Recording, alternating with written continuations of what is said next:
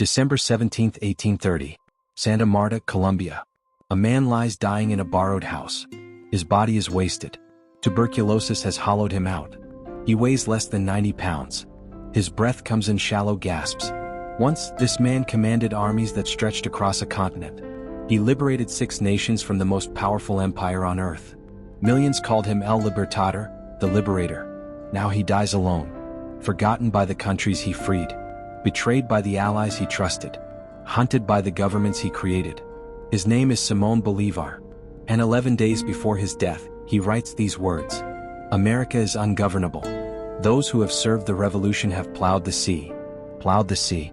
All that sacrifice, all that bloodshed, all those dreams of freedom, lost to chaos, betrayal, and the brutal reality that liberation is easier than unity." His last coherent words will be a question. How will I ever get out of this labyrinth? The labyrinth isn't just death. It's the impossible puzzle of creating freedom in a world that doesn't know what to do with it. So here's the question. What happens when you give everything to free a continent, and the continent doesn't want what you're offering? What happens when the hero becomes the villain in his own story? This is the story of Simón Bolívar. Revolutionary, genius, dictator, dreamer, lover, fighter, visionary, tyrant. A man who defeated an empire but couldn't defeat human nature. If you love epic true stories about ambition, sacrifice, and the cost of changing the world, hit that like button and subscribe right now. Because what you're about to hear is one of the most extraordinary and tragic stories in history. And it starts with a boy who had everything and lost it all. July 24, 1783. Caracas, Venezuela. Simón José Antonio de la Santísima Trinidad Bolívar y Palacios is born into one of the wealthiest families in Spanish America.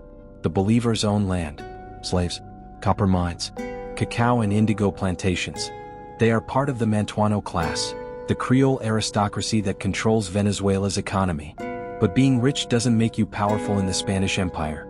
Real power belongs to peninsulars, Spaniards born in Spain. They hold all the important government positions. They control trade. They treat American-born Spaniards like second-class subjects. The Bolívars are wealthy, but they're not free. Young Simón will grow up watching this contradiction his entire childhood. But first he has to survive childhood. When Bolívar is 2 years old, his father, Juan Vicente Bolívar, dies of tuberculosis.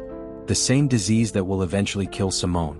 His mother, Concepción Palacios, is left to raise 4 children alone. She tries. But in 1792, when Simón is 9 years old, she dies, coughing blood in her bed while her children watch helplessly. Tuberculosis again. Simón Bolívar is an orphan at 9 years old. He's sent to live with his grandfather. But his grandfather dies within months. Then he's sent to his uncle, Carlos Palacios, who sees the boy as a burden. A responsibility he didn't ask for. Young Simón is shuffled between relatives.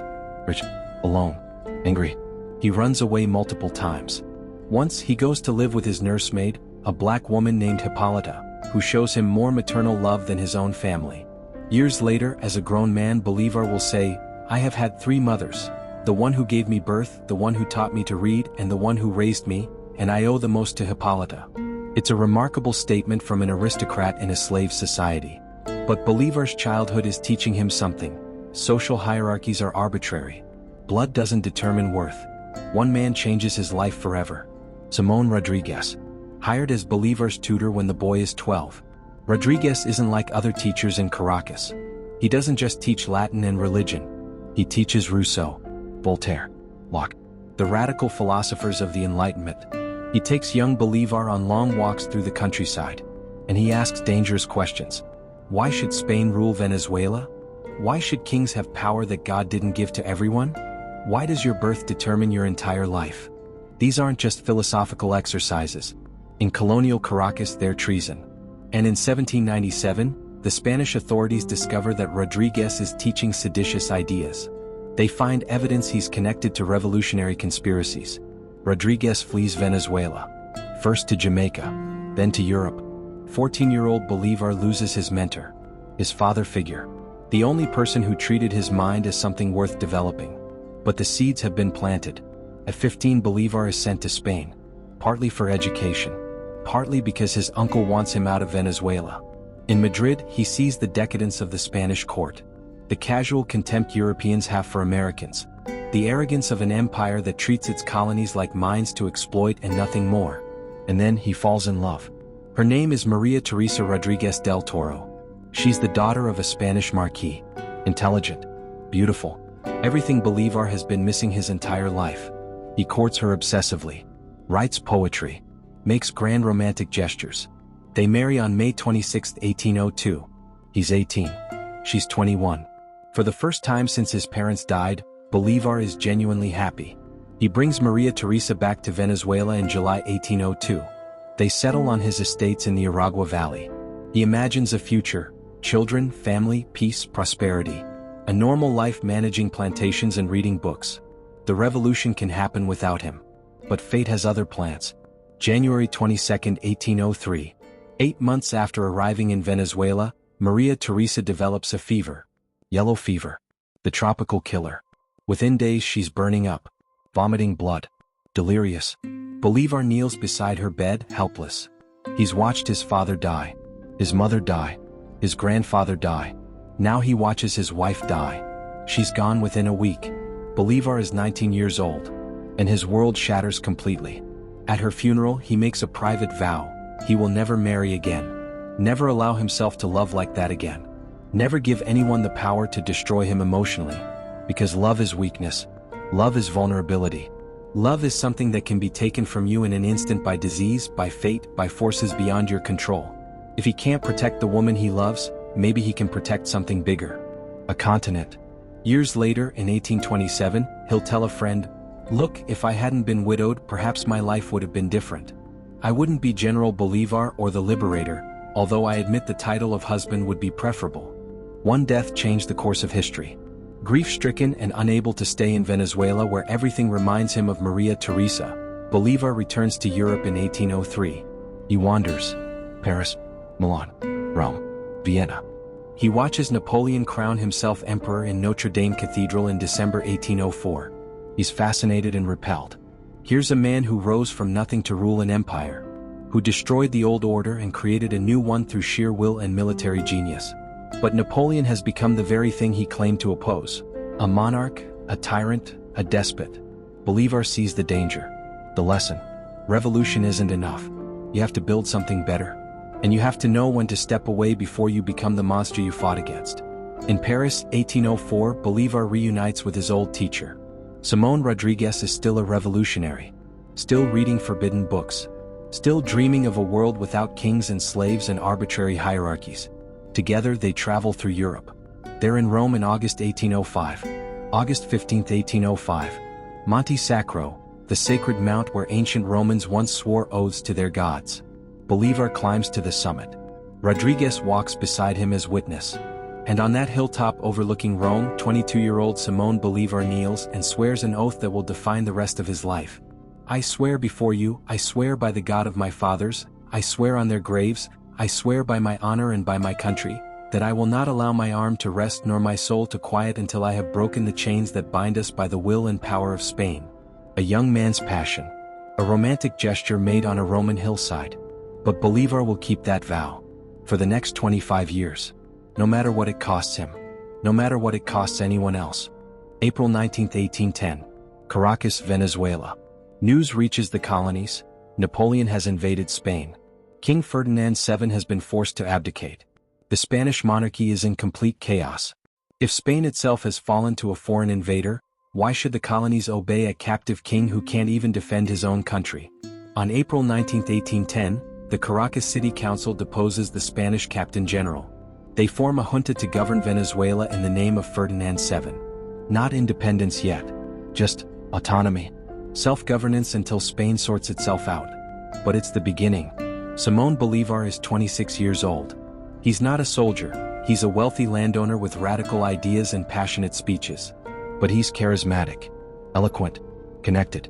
The revolutionary junta sends him on a diplomatic mission to London in June 1810. His mission: secure British support for Venezuelan autonomy and buy weapons. In London, Bolívar meets Francisco de Miranda. Miranda is a living legend. Now 60 years old, he's fought in the American Revolutionary War under George Washington. He fought in the French Revolution and knew the major leaders personally. He spent 40 years dreaming of Spanish-American independence. The British don't trust him, too radical, too unpredictable. But Bolívar is electrified by him. This is a man who's dedicated his entire life to the cause of American liberty. A veteran revolutionary. A brilliant military strategist. Bolívar convinces Miranda to return to Venezuela and lead the independence movement. It's a decision both men will bitterly regret. July 5, 1811. Venezuela declares absolute independence from Spain. The First Republic is born. Miranda is given command of the Revolutionary Army. Bolívar serves under him as a colonel, commanding the fortress of Puerto Cabello, Venezuela's most important port. And then everything starts going wrong. The revolution immediately fractures along class and racial lines. The Mantuano elite who control the revolutionary government want independence, but they also want to preserve their wealth, their slaves, their privileged position. The Partis, mixed-race people, and the enslaved black population look at the revolution and ask, independence for whom? You're just replacing Spanish masters with Venezuelan masters. The llaneros, the plainsmen and cowboys of the interior, don't care about Creole political theories. They're loyal to whoever can give them land and opportunity. And the Spanish still have armies in Venezuela. Armies that are recruiting Partis and slaves with promises of freedom and land if they fight for the king. The revolution is already eating itself. Then nature intervenes with catastrophic timing. March 26, 1812. Holy Thursday, 4 p.m. An earthquake strikes Venezuela. The ground convulses. Buildings collapse. Churches, packed with worshippers for Holy Thursday Mass, crumble with people inside. Caracas is devastated. La Guaira is destroyed. Thousands die in minutes. And the earthquake hits hardest in Republican-controlled territory. Royalist priests immediately declare it God's punishment for rebelling against the divinely ordained Spanish king. The psychological impact is catastrophic. Soldiers desert. The population panics. The revolution is collapsing. And then Bolívar's own fortress betrays him. July 1812. Puerto Cabello. A Spanish prisoner named Francisco Fernández Vinoni convinces the guards to free him and other royalist prisoners. They seize the fortress armory. They open the gates to Spanish forces. Bolívar fights desperately to retake the fortress. But it's hopeless. He escapes by boat, humiliated. His first real military command has ended in complete disaster. Francisco de Miranda tries to save what he can. He negotiates a capitulation with the Spanish commander Domingo de Monteverde on July 25, 1812. The agreement promises amnesty for revolutionaries who surrender. Young Republican officers, including Bolívar, see this as betrayal, cowardice, surrender to tyranny. On the night of July 30, 1812, Bolívar and other officers arrest Miranda at the port of La Guaira as he's trying to board a ship to leave the country. They hand him over to the Spanish. It's one of the most controversial acts of Bolívar's life. Miranda, the great revolutionary hero, the man who inspired a generation, dies 4 years later in a Spanish prison in Cadiz, Spain. In chains. Betrayed by the revolution he spent 40 years trying to create. Bolívar will regret this decision for the rest of his life. But in 1812, angry and humiliated, he sees it as justice against a traitor. The Spanish commander Monteverde promptly breaks his promise of amnesty. He imprisons revolutionaries, confiscates property, executes Republican leaders. Bolívar escapes to Curaçao, then to Cartagena in New Granada, modern-day Colombia. He's 29 years old. His first revolution has failed catastrophically. People call him naive. A rich boy playing soldier who lost a fortress and betrayed his commander. He could quit, go into exile in Europe, live comfortably on what remains of his family fortune. Instead, on December 15, 1812, he writes, The Cartagena Manifesto, a brutal political analysis of exactly why the First Venezuelan Republic failed. His conclusions are harsh. The Republic was too lenient with enemies, too idealistic, too committed to democratic principles when the situation demanded iron discipline and ruthless action. The government was too federalist, too decentralized. Venezuela needed strong central authority, not squabbling regional juntas. The Republic tolerated dissent and conspiracy. It should have crushed opposition immediately and totally. If there's going to be a second attempt at Venezuelan independence, it must be different. Harsher. More centralized. More ruthless. More absolute. The New Granada government gives Bolívar permission to raise an army and invade Venezuela. May 14, 1813. Bolívar begins the admirable campaign from Cúcuta. He marches into Venezuela with a small army of about 800 men. And on June 15, 1813, he issues a decree that will define and haunt his entire military career. The decree of war to the death. Spaniards and Canarians, count on death even if you are neutral unless you actively work for the liberty of America. Americans, count on life even if you are guilty. It's not rhetoric. It's not metaphor. It's policy. Any Spaniard, even civilians, even those who claim neutrality, will be executed unless they actively join the Republican cause. Any American, even those who fought for Spain, will be pardoned if they join the Republic. The war becomes total, existential, merciless. Bolívar's small army grows as it marches. Venezuelans joined by the hundreds, then thousands.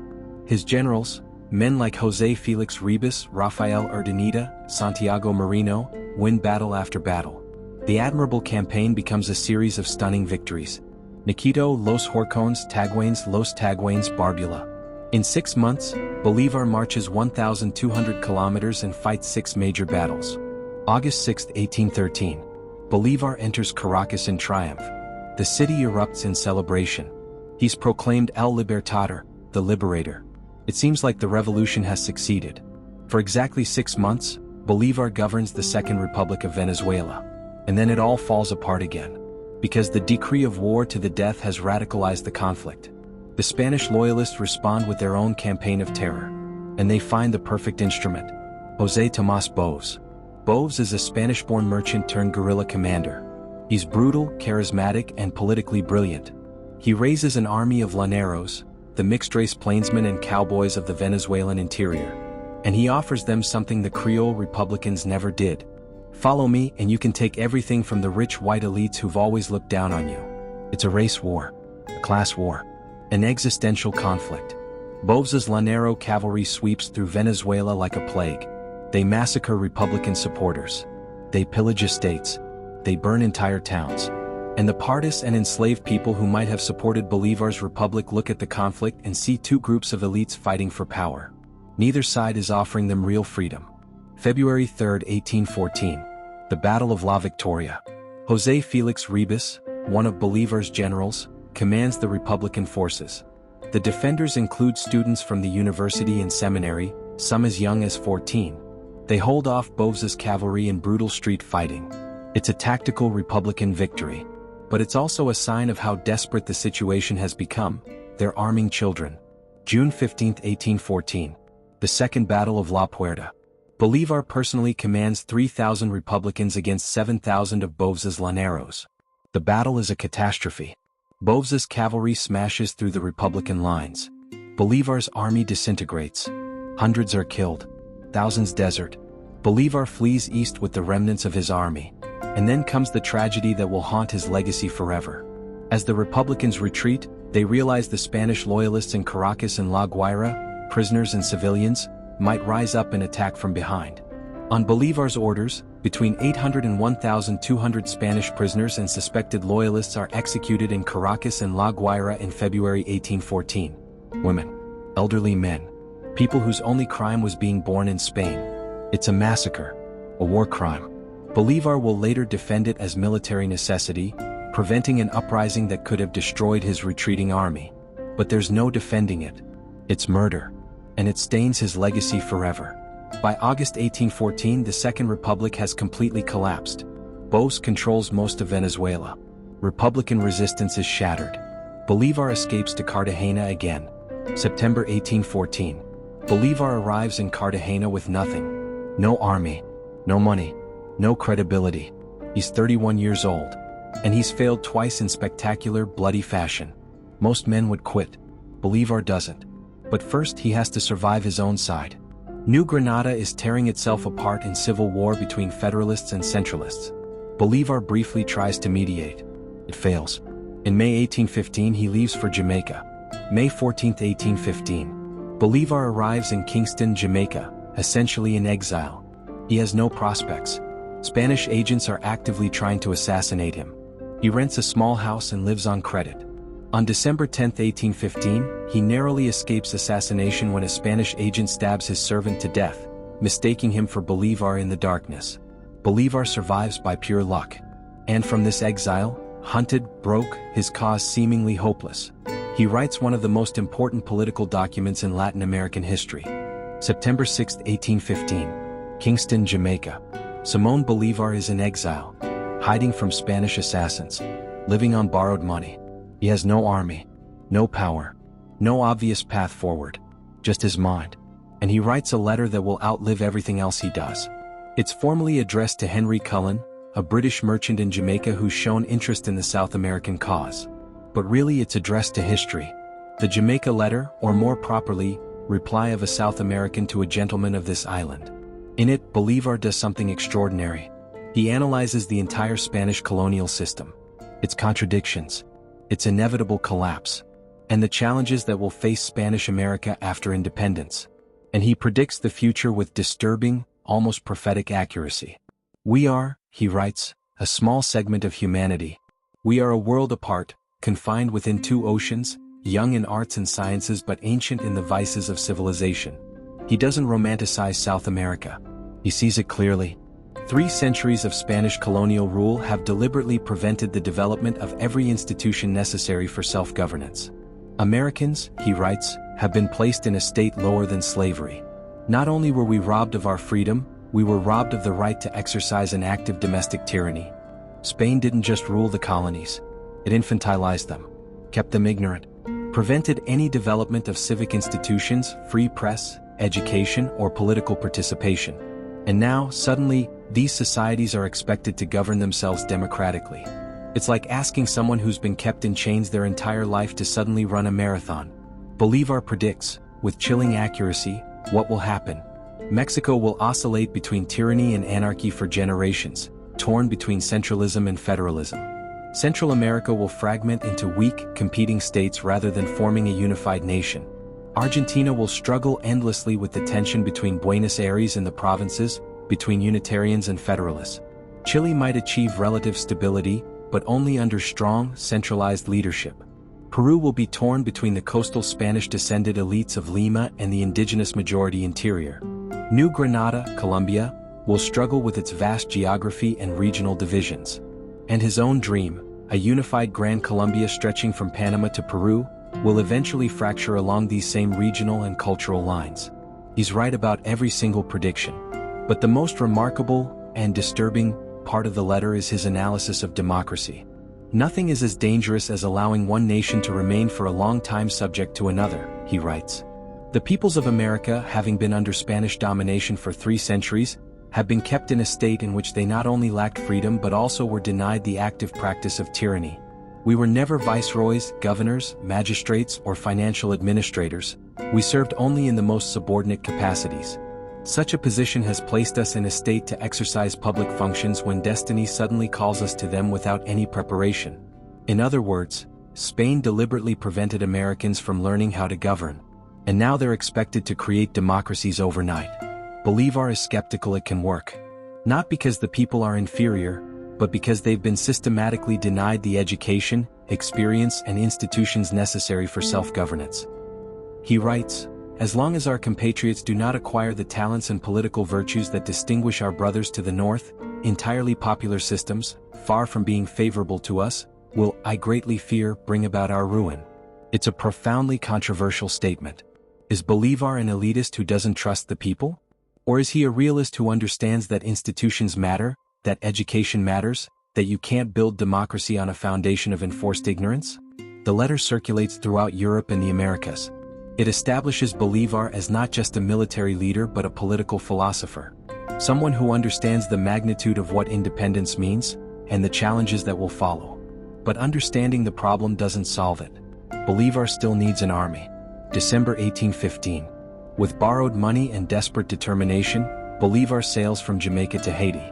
Haiti is the only independent black republic in the Western Hemisphere, born from the only successful slave rebellion in history.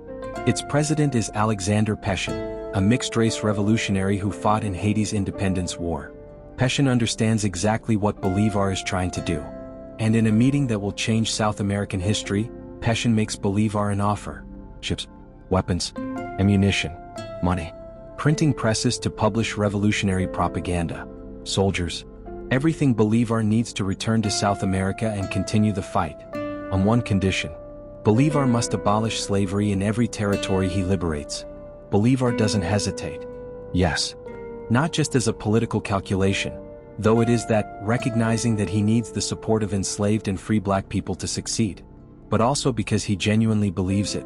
Slavery is incompatible with liberty, with republican government, with the entire philosophical foundation of the independence movement. If South America is to be truly independent and truly free, it must be free for everyone, not just white Creoles. Pétion gives Bolivar everything he promised. March 31, 1816. Bolivar sets sail from Haiti with a small expedition. 7 ships, 250 men, weapons and ammunition. He lands on Margarita Island off the coast of Venezuela in May 1816, and he immediately issues a decree abolishing slavery in the territories under his control. It's a revolutionary act, and a politically brilliant one. It signals to the partis and enslaved people that this revolution is different, that it's fighting for their freedom, not just for Creole political independence. But it also alienates many of the wealthy landowners who own slaves. Bolivar doesn't care. He's learned from his failures. This time he's not trying to please everyone. He's trying to win. 1816 to 1819. 3 years of brutal, grinding warfare. This isn't a triumphal march to victory. It's a desperate struggle for survival. Bolivar establishes a base in eastern Venezuela, in the Orinoco River region. It's remote, isolated, difficult for Spanish forces to reach. But it's also difficult for Bolivar to project power from there. The war becomes a stalemate of raids, ambushes and small battles. May 2, 1817. The Battle of San Felix.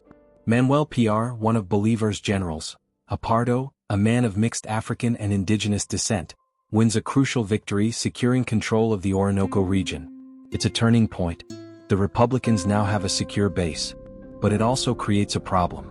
Piar is popular with the partis and the troops. He's a brilliant general. And he starts to see himself as Bolivar's equal, or superior. By mid-1817, Piar is openly questioning Bolivar's leadership, accusing him of being another white Creole elite who wants to preserve privilege.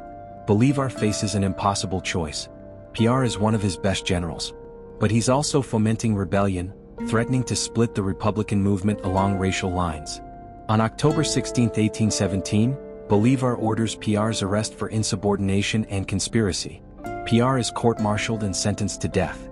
On October 16, 1817, he's executed by firing squad in Angostura. It's one of the most controversial decisions of Bolivar's career. His critics call it murder, the elimination of a rival, a betrayal of the partis who supported the revolution. Bolivar defends it as military necessity. The revolution can't survive if every general thinks he can ignore orders and raise his own army. But there's no denying the racial undertones. A white Creole executing a brilliant Pardo general. It creates lasting resentment. But it also establishes Bolivar's unquestioned authority over the Republican movement. February 15, 1819. The Congress of Angostura.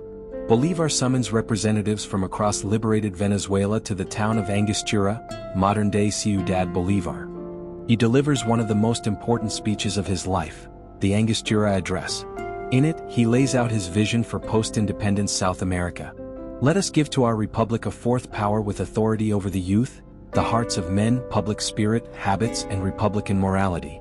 Let us constitute this Areopagus to watch over the education of the children, to supervise national education, to purify whatever may be corrupt in the republic, to denounce ingratitude, coldness in the country's service, egotism, sloth, idleness, and to pass judgment upon the first signs of corruption and pernicious example. It's a vision of moral education, of creating republican citizens, not just declaring republican government. But he's also brutally realistic about democracy. Do not be seduced by the best, he warns. Venezuela is not the United States. Our people are not ready for the same institutions. He proposes a lifetime Senate, a strong executive, institutions that can provide stability while the population is educated into citizenship. It's controversial. Democratic idealists see it as elitist authoritarianism. Bolivar sees it as necessary realism. The Congress creates the Third Republic of Venezuela and elects Bolivar as president. But Bolivar knows, controlling eastern Venezuela isn't enough. The Spanish still hold the major cities, the coasts, most of the population and wealth. He needs a strategic breakthrough. And he has an audacious plan. He's not going to fight the Spanish where they're strong, in Venezuela. He's going to attack where they think they're safe, New Granada, Colombia. The Spanish Viceroyalty of New Granada is protected by the Andes Mountains. The route from Venezuela is considered impassable, especially during the rainy season. Bolívar decides to do the impossible. Again. May 26, 1819. Bolívar assembles his army at Mantical. About 2,500 men. A mix of Venezuelan llaneros, British and Irish veterans of the Napoleonic Wars who've come to South America seeking adventure and pay, and local volunteers. Among them is the British Legion Britannica, about 250 European veterans who bring professional military training. Bolívar tells them they're going to cross the Andes and invade New Granada. His officers think he's insane. The route crosses the Páramo de Pispa, a mountain pass over 13,000 feet high. In the rainy season it's a frozen hell. Even the guides refuse to go. But Bolívar doesn't give his men a choice. Soldiers, he tells them, you are going to march on paths where only condors have flown. You are going to conquer men who boast of never having been defeated. And when you succeed, all of South America will tremble before you. June 1819. They march. Through rivers swollen to 3 times their normal size. Through rain that never stops. Through mud that swallows horses and artillery whole. The llaneros, men from the Venezuelan plains who've never seen mountains, are completely unprepared for the cold. They start dying within days. Hypothermia. Altitude sickness. Exhaustion. Starvation. They cross the Páramo de Pispa in early July. It's supposedly summer. But at 13,000 feet it's freezing. Men collapse from lack of oxygen. Horses die and are butchered for meat. Equipment is abandoned. Weapons are thrown away to lighten the load. The Irish and British veterans, who survived Napoleon's campaigns in Europe, say it's the worst march they've ever experienced. Out of 2,500 men who started the crossing, approximately 1,000 die in the mountains. It's a catastrophic loss. But the 1,500 survivors reached the valleys of New Granada. The Spanish commanders there dismissed the first reports. An army? Crossing the Páramo de Pispa? In June? During the rainy season? Impossible.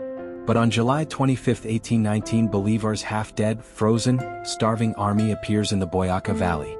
The Spanish viceroy in Bogotá orders Colonel José María Barrero to intercept and destroy them. August 7, 1819. The Battle of Boyaca.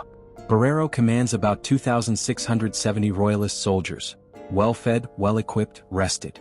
Bolívar commands about 2,850 exhausted Republicans who just survived a death march through the Andes. The battle lasts about 2 hours. Bolívar's forces completely destroy the Spanish. Barrero is captured along with 1,600 of his men. The royalist army ceases to exist as a fighting force. 3 days later, the Spanish viceroy flees Bogotá in panic. On August 10, 1819, Bolívar enters Bogotá without firing another shot. New Granada is liberated. The impossible has happened. And suddenly, the entire strategic situation in South America shifts. December 17, 1819. The Congress of Angostura, with representatives now from both Venezuela and New Granada, proclaims the creation of Gran Colombia, a single republic uniting Venezuela, New Granada, and eventually Ecuador and Panama. It's the realization of Bolívar's dream. A unified South American nation strong enough to resist any European power. He's elected president. But he can't rest yet, because the Spanish still control crucial territories, and the war is far from over. April 27, 1820. Spain itself changes everything. A liberal revolution in Spain forces King Ferdinand VII to accept a constitutional monarchy. The new Spanish government offers the American colonies autonomy within the empire. It's tempting. The war could end. The bloodshed could stop. Bolívar negotiates. In November 1820, he meets with Spanish General Pablo Murillo in the Venezuelan town of Santa Ana to discuss an armistice. The Armistice of Trujillo is signed on November 26, 1820. 6 months of peace. Both sides agree to treat prisoners humanely and conduct war according to civilized European standards. Bolívar and Murillo meet personally. They embrace. They toast to peace. Murillo, who's fought Bolívar for years, admits, "I came to crush a revolution. I found a nation being born." But the armistice doesn't last. Neither side trusts the other. Violations occur. Tensions escalate. And by April 1821, the war resumes. But this time, Bolívar has a fully trained, experienced, and equipped army. And the Spanish are exhausted. June 24, 1821. The Battle of Carabobo. It's the decisive battle for Venezuelan independence. Bolívar commands about 6,500 men. The Spanish Field Marshal Miguel de la Torre has about 5,000. The battle is fought on the plains of Carabobo in brutal tropical heat. The fighting is savage. Cavalry charges, bayonet combat, artillery dueling at close range. The British Legion and the Llanero cavalry are instrumental in breaking the Spanish lines. When the fighting ends, the Spanish army has been destroyed. De la Torre escapes with about 400 men. More than 2,000 Spanish soldiers are dead or captured. Venezuela is free. Finally. Permanently. Bolívar enters Caracas in triumph on June 29, 1821. The city that proclaimed him liberator in 1813, then watched him flee in defeat in 1814, now welcomes him back as the victorious founder of the nation. But Bolívar stays only days. Because Ecuador is still under Spanish control.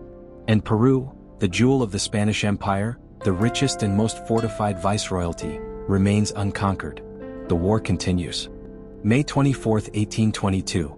The slopes of Pichincha volcano, Ecuador. At 10,000 feet altitude, Antonio José de Sucre commands the Republican Army. Sucre is Bolívar's most brilliant general. Only 32 years old. Methodical, courageous, loyal.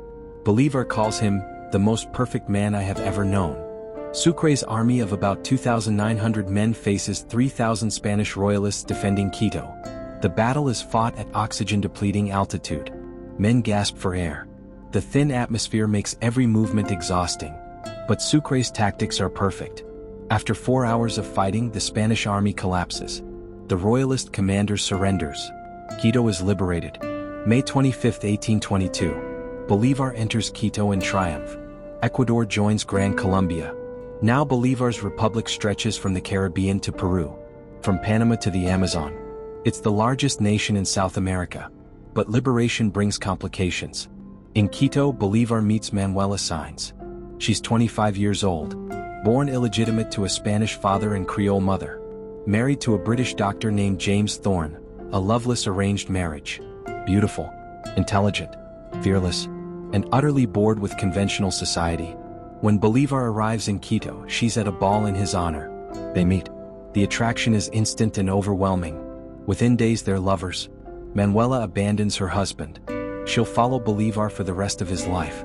She becomes his confidant, his advisor, his bodyguard.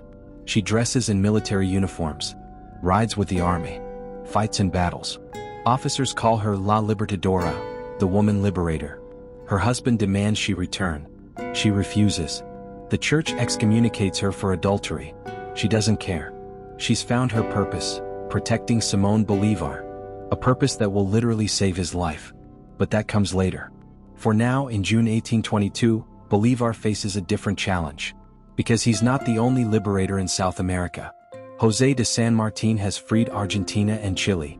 He's invaded Peru from the south and captured Lima. 2 liberators. 2 armies. 1 continent. Who will liberate Peru? Who will lead the final campaign against the Spanish? July 26 to 27, 1822. Guayaquil, Ecuador. Simón Bolívar and José de San Martín meet face to face. No one else is present for most of their conversations. No written record is made. What they discuss remains one of history's great mysteries. But we know the result. After 2 days, San Martín returns to Lima. On September 20, 1822, he resigns all his positions, military and political. He sails to Chile briefly, then to Argentina. But Argentina doesn't want him. Political rivals have turned the public against him. In February 1824, he sails to Europe. He'll live in exile in France for the next 26 years, never returning to South America. He'll die in Boulogne-sur-Mer on August 17, 1850, separated from the continent he liberated. What happened in Guayaquil? The theories are endless. Some say Bolívar demanded supreme command and San Martín refused to serve under him. Others say San Martín saw the future, the chaos, the caudillos, the way liberators become dictators, and chose to leave while his reputation was intact. Some historians argue San Martín was simply exhausted, sick, ready to retire. Bolívar himself never spoke publicly about their conversations in detail. But he later said, San Martín is the most extraordinary man South America has produced. If he had stayed, we could have achieved great things together. But perhaps one chariot cannot have two drivers. Whatever happened, the result is clear. Bolívar is now the sole liberator of Spanish South America. All the glory and all the responsibility falls on him. And Peru awaits. September 1, 1823. Bolívar arrives in Lima, Peru.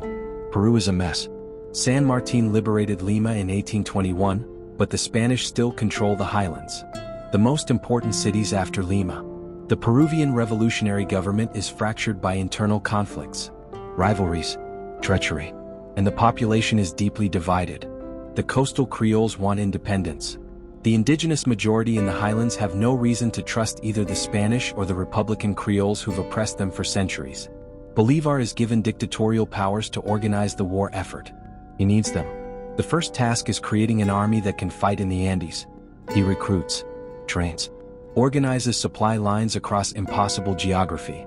He writes Peru's first republican constitution, and he issues decrees abolishing indigenous tribute payments and confiscating church property to fund the war.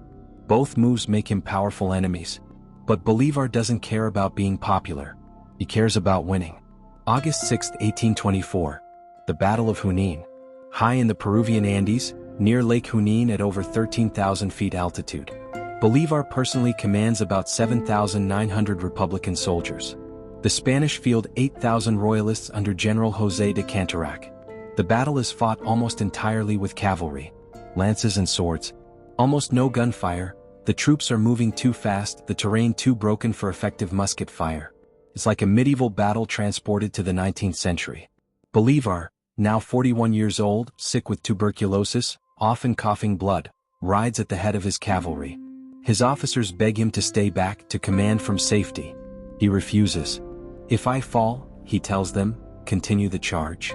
The cavalry clash in a massive, chaotic melee. For an hour, the outcome is uncertain. Men are fighting hand-to-hand at altitude where every breath is a struggle. And then the Spanish lines break. Canterac retreats with his army largely intact, but the psychological impact is enormous. The Republicans can win in the highlands. Bolívar is invincible. But Bolívar doesn't pursue immediately. He's too sick. The altitude and exertion have nearly killed him. He turns command over to Antonio José de Sucre. Finish this, Bolívar tells him. End the Spanish Empire in America. Sucre nods. He's 32 years old. About to fight the most important battle in South American history. December 9, 1824. The plains of Ayacucho, Peru. 10,000 feet altitude. Thin air. Freezing night temperatures and blazing midday sun. Sucre commands 5,780 Republican soldiers. The Spanish Viceroy José de la Serna commands 9,310 Royalist troops, the last major Spanish army in South America. The odds favor Spain. The Spanish are better equipped. They hold the high ground. They have more artillery. But Sucre is a military genius.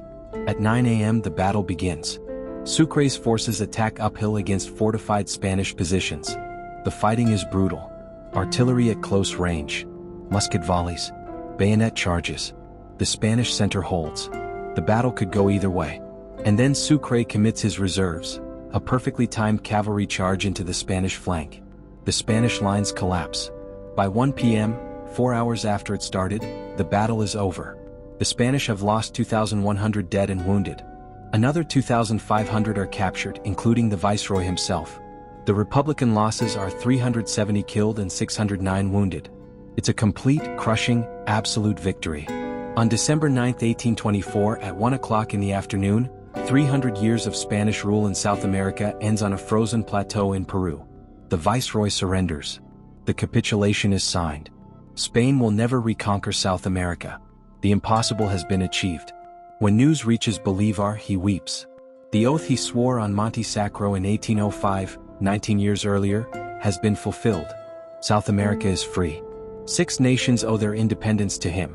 Venezuela, Colombia, Ecuador, Peru, Bolivia, and Panama. An entire continent has been transformed. They call him El Libertador, the greatest man South America has ever produced. Statues are erected. Cities are renamed in his honor. Upper Peru becomes Bolivia, an entire country named after him. In 1825, at 42 years old, Simón Bolívar stands at the absolute peak of his power and fame. He's a living legend. He's achieved the impossible. And now comes the hardest part. governing what he's liberated.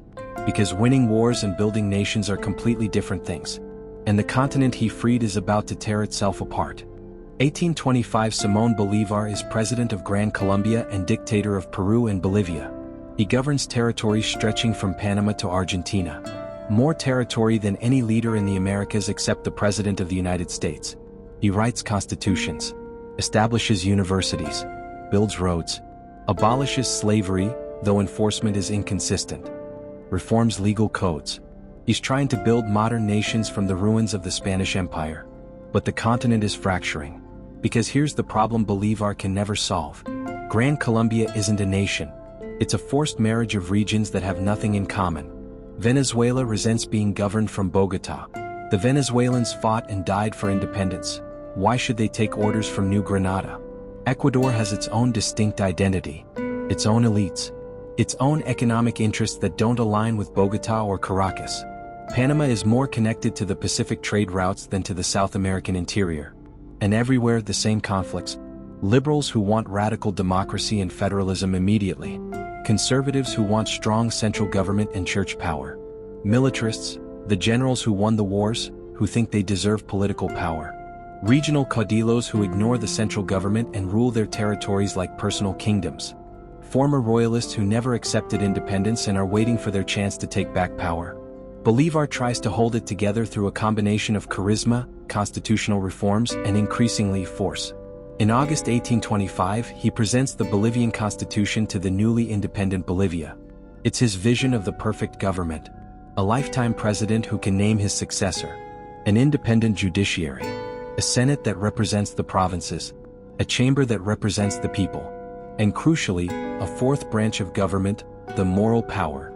An institution whose sole purpose is to educate citizens in republican virtues. To create citizens worthy of democracy. Because Bolívar genuinely believes that without moral education, democracy becomes mob rule. The Bolivian Assembly adopts the constitution and begs Bolívar to serve as Bolivia's first president. He accepts, reluctantly he claims. But his critics see something different. A man who says he believes in democracy but designs constitutions that give him power for life. A liberator who's becoming the very thing he fought against. By 1826, Bolívar is governing 3 countries, Gran Colombia, Peru, and Bolivia. He's overwhelmed, exhausted, sick. And the contradictions of his position are becoming impossible to ignore. In Gran Colombia, his vice president is Francisco de Paula Santander. Santander is a committed liberal. He believes in separation of powers, democratic institutions, limited executive authority. He's also Bolívar's friend. They've fought together for over a decade. But Santander is watching Bolívar accumulate more and more power. And he's alarmed.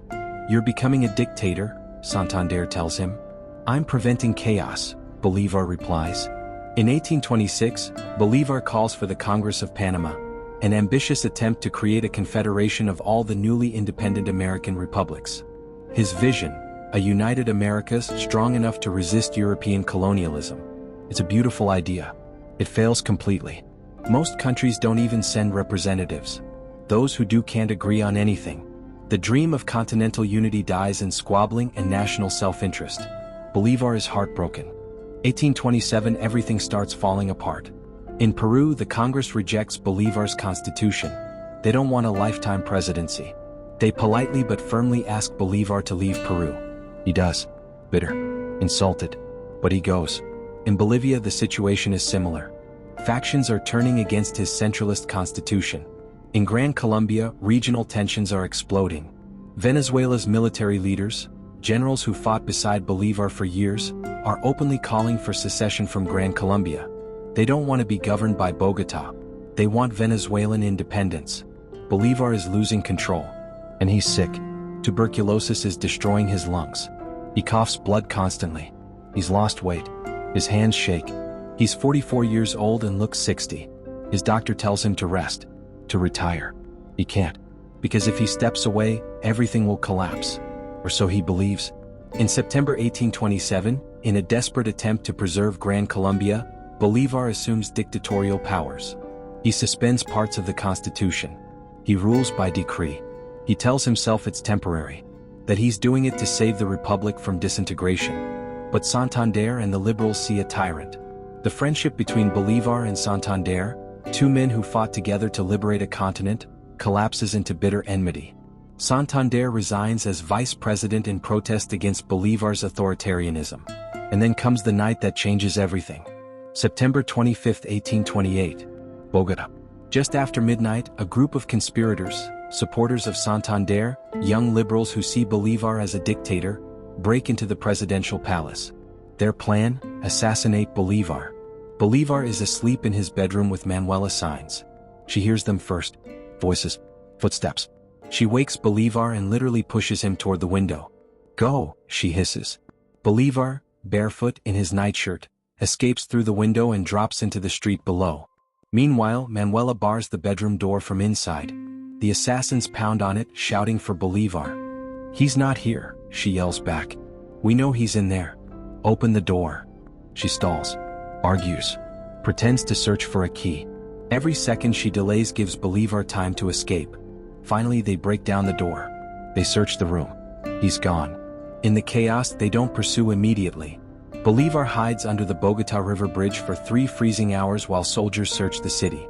Finally, at dawn, loyalist troops secure the palace. Bolívar returns, shaken, humiliated, and furious. Santander is arrested and charged with conspiracy. He's sentenced to death. Bolívar, unable to execute his former friend, commutes the sentence to exile. But the damage is done.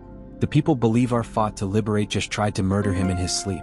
And something inside him breaks. He becomes more paranoid, more authoritarian, more isolated. He trusts no one except Manuela and a handful of loyal officers. Meanwhile, Gran Colombia continues to fracture. November 1829. Venezuela formally secedes from Gran Colombia. Bolívar's own generals, men like José Antonio Páez, who fought beside him at Carabobo, declare Venezuela independent from Bogotá. They no longer recognize his authority. Bolívar considers invading Venezuela to force reunification. His advisors tell him it would mean civil war. Venezuelans killing Venezuelans. He can't do it. May 1830. Ecuador secedes. Gran Colombia, Bolívar's life's work, his great dream of a unified South American nation, collapses completely. Bolívar is 50 years old. Sick. Exhausted. Defeated. On March 1, 1830, he resigns the presidency of Gran Colombia. He announces he'll go into exile in Europe, leave South America forever.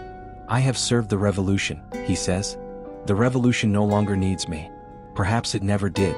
He begins the journey to the coast, toward exile, toward Europe, toward some imagined peace. But he'll never make it. June 4, 1830. Barucos, Colombia. News reaches Bolívar that will destroy him completely. Antonio José de Sucre, his dearest friend, his most brilliant general, the man he called the Abel of America, the purest soul he ever knew, has been assassinated. Ambushed on a mountain road. Shot in the head. Sucre was only 35 years old. The assassins were almost certainly sent by political enemies. The investigation is a sham. No one is ever really held accountable. When Bolívar receives the news, he collapses. All the grief, all the failures, all the betrayals. It's too much. They have killed Abel, he writes. And I cannot even punish Cain. Something inside Bolívar dies with Sucre. He continues toward the coast. But he's a ghost now, walking toward death. June to December 1830. Bolívar's final journey. He's traveling toward Cartagena, planning to sail to Europe and never return. But the journey is agonizingly slow. He's dying. Tuberculosis has destroyed his lungs. He weighs barely 90 pounds. He can't ride a horse, he has to be carried in a litter or hammock. Every mile is torture. And the countries he liberated don't want him. Venezuela has declared him an enemy of the state. There's a warrant for his arrest if he sets foot in Venezuelan territory. Colombia's new government views him as a destabilizing threat. They're relieved he's leaving. Peru has moved on. Bolivia is in chaos. He has no country. His fortune is gone, spent on the wars, on subsidizing officers, on supporting the revolution. He's nearly penniless, surviving on loans from friends. In October 1830, he reaches Santa Marta, a coastal town on the Caribbean. He's too sick to continue. A Spanish merchant named Joaquín de Meyer, sympathetic to Bolívar despite being Spanish, offers him shelter at his villa, the Quinta de San Pedro Alejandrina, just outside Santa Marta. Bolívar accepts. He knows he's dying. He spends his final weeks writing letters. trying to settle debts, making arrangements for the few people who've remained loyal. He writes to Manuela Sáenz, who's been forced to stay in Bogotá. You are going to remain in Colombia and I in the tomb. I have loved you, but it has been my destiny and also yours that this love could not make us happy. It's a goodbye. On November 10, 1830, he writes to another friend. You know I have governed for 20 years and have derived only a few sure conclusions. 1. America is ungovernable for us. 2. Those who serve revolution plow the sea. 3. The only thing one can do in America is emigrate. 4. This country will fall into the hands of an unbridled multitude of petty tyrants. It's despair. Complete disillusionment. The optimistic revolutionary of Monte Sacro has become a broken, bitter old man. On December 1, 1830, he dictates his final proclamation to the people of Colombia. Colombians, you have witnessed my efforts to establish liberty where tyranny once reigned. I have labored unselfishly, sacrificing my fortune and my peace of mind. I became separated from you when I became convinced that you mistrusted my detachment. My enemies abused your credulity and destroyed what is most sacred to me, my reputation and my love of liberty. I have been the victim of my persecutors, who have led me to the brink of the grave. I forgive them. It's a plea for understanding, a defense of his legacy, and an admission of failure. If my death contributes to the end of partisanship and the consolidation of the Union, I shall descend peacefully into my grave. December 10, 1830. Bolívar's condition deteriorates rapidly. He's delirious, coughing blood constantly. His body is shutting down. A priest, Father José Díaz, administers last rites. A handful of friends keep vigil. His aide-de-camp José Lourenço Silva, his doctor Alexander Prosper Reverend, and a few others. December 17, 1830. 1:03 p.m.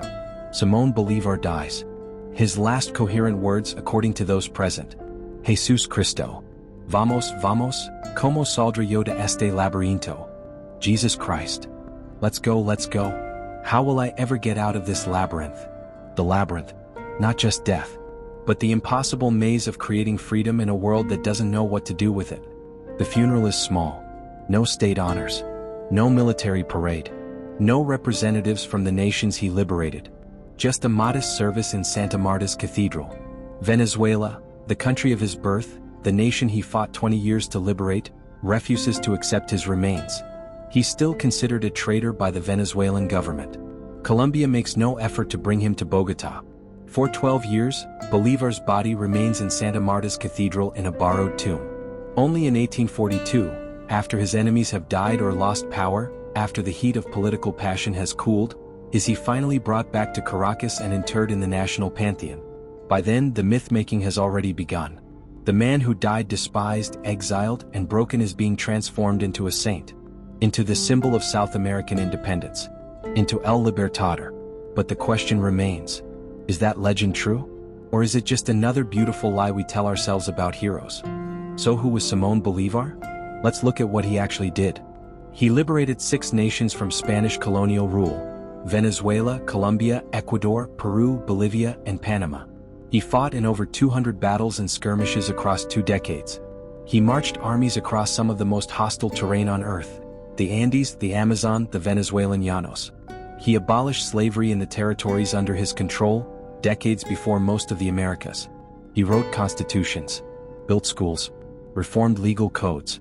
He genuinely believed in Enlightenment ideals: liberty, equality, the rights of man. And he also ordered the execution of prisoners and suspected traitors, assumed dictatorial powers repeatedly, designed constitutions that gave him lifetime rule, executed one of his own generals for insubordination, failed to prevent, and arguably contributed to, the fracturing of Gran Colombia, died believing he had accomplished nothing. So which Bolívar is the real one? The liberator who freed a continent? Or the dictator who couldn't let go of power? The answer is both. Because Bolívar's life doesn't fit into simple categories. He lived in the impossible gap between revolutionary ideals and the brutal reality of governing. He genuinely believed in liberty, and genuinely believed that most people weren't ready for it yet. He fought for equality, while coming from aristocracy and sometimes struggling to fully trust the masses. He dreamed of a unified South America, and watched it shatter into a dozen fractured nations along the exact fault lines he predicted in the Jamaica letter. Here's the tragedy of Simón Bolívar. He was right about almost everything. He was right that Spanish America needed strong central institutions before it could sustain democracy. He was right that regionalism and caudillismo would tear apart any attempt at unity. He was right that education and civic virtue had to come before pure democracy. He was right that the challenges of governing were harder than the challenges of liberation. But being right didn't help him. Because you can't build democracy through authoritarian methods and expect people to thank you. You can't claim to fight for liberty while concentrating power in your own hands. You can't be both liberator and dictator without paying a terrible price. And Bolívar paid that price. He died alone, broken, convinced he'd failed. But did he fail? 6 nations exist today because of him. The Spanish Empire never returned to South America. Slavery was abolished decades earlier because of his insistence. The idea that the Americas could govern themselves, that they didn't need European masters, became permanent reality. Yes, Gran Colombia collapsed. Yes, the unified South American Federation never happened. Yes, the continent descended into exactly the caudillo-dominated chaos he predicted. But independence survived. The revolution survived. And maybe that's all any revolutionary can do. Plant the seeds. Fight the impossible battles. Break the chains. And trust that future generations will build something better, even if it's not the exact vision you imagined. Bolívar plowed the sea. But some seeds grow even in salt water. Think about this. Every nation in South America today celebrates Bolívar. His face is on their currency. His name is on their streets. Statues of him stand in every capital he liberated. An entire country bears his name. But would any of those nations want him as president today? Would they accept a leader who suspends constitutions, rules by decree, assumes dictatorial powers temporarily to preserve order? Or have they learned the lesson Bolívar couldn't? That the price of liberty is tolerating the chaos of democracy. That strong leaders who promise order always become the tyrants they claim to oppose. That you can't force people to be free. Maybe Bolívar's greatest legacy isn't what he built. It's what he warned us about. The seductive danger of the strong leader who promises to save the nation if only we'll give him a little more power. The revolutionary who becomes the very thing he fought against. The liberator who can't recognize when it's time to step away. Simón Bolívar freed a continent. And died a prisoner of his own inability to let go. Is that a tragedy? Or a warning? I genuinely want to know what you think. Was Bolívar ultimately a hero who sacrificed everything for South American independence? Or a cautionary tale about revolutionaries who can't stop being revolutionaries? Can you fight for freedom your entire life, make authoritarian decisions along the way, fail to achieve your ultimate vision, and still be a hero? Or does history demand we choose? Liberator or dictator, visionary or tyrant, success or failure? Maybe the answer is that history isn't that simple. Maybe the people who change the world are never saints. Maybe revolutionary change requires revolutionary methods that contradict the very ideals being fought for. Maybe the gap between noble intentions and messy reality is where history actually happens. And maybe Simón Bolívar, flawed, contradictory, brilliant, tragic, is more relevant now than ever. Because we still face his questions. How do you build democracy in a society with no democratic tradition? How do you create unity in a world that celebrates division? How do you know when you've become the tyrant you set out to destroy? These aren't 19th century questions. They're eternal ones. And Bolívar's life, his triumphs and his failures, his genius and his flaws, gives us no easy answers. Only warnings. And maybe that's enough. Simón Bolívar plowed the sea. But his name will never be forgotten. Not because he succeeded completely, but because he dared to attempt the impossible. And in the attempt he changed a continent forever. History doesn't belong to the perfect. It belongs to those who refuse to accept the world as it was. Even if they couldn't quite build the world they imagined. Drop your thoughts in the comments. Was Bolívar a hero, a tyrant, or something more complicated? And if this story moved you, if it made you think about power, freedom, and the cost of changing the world, subscribe. Share this video. Because complex, human, contradictory stories like this are the ones that actually matter. The ones that teach us who we are, and who we might become.